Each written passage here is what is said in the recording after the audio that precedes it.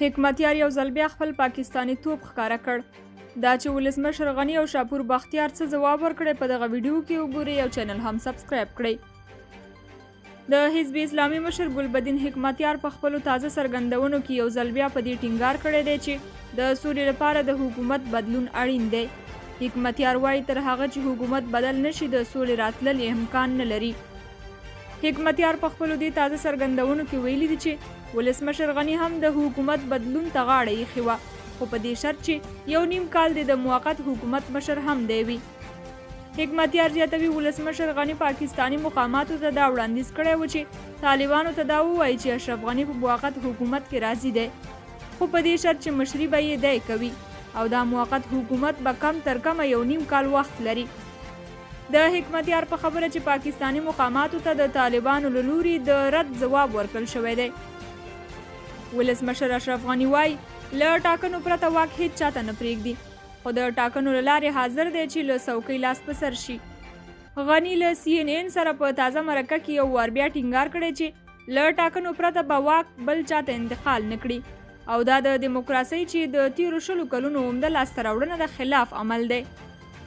اشرف غني ویلي چې د واکمنۍ له پیله تر دې دمه یې 40,000 ملکي او نظامي افغانان وژل شوي چې ستر اکثریت یې سرتیري دي.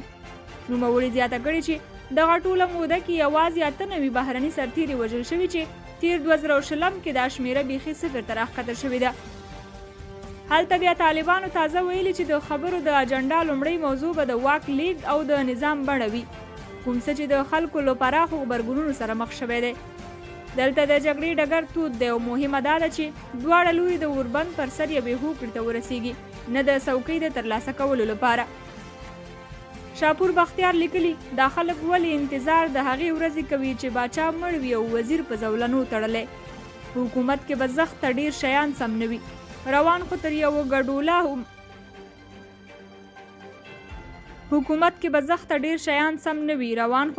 ګډوله حکومته سپی هم ښه دی. دا سموټ چې هر څو کاله وروسته به یوه باغي ډله راځي او د نظام ډول بیرغ، ملي سرود او ملي وثیقې به بدلوي او موږ به د خپلو شخصي بدبینیو له امله د جوال خوله ورسره نیسو. دا ولاکه د سړیتوب کار وي. ګرده باید دم ګړی په کلکه د نظام دفاع وکړو. که مو نظام وساتل حکومتي ټامیان به په قرارګاه بیا تر کوره ځغلو د خیره.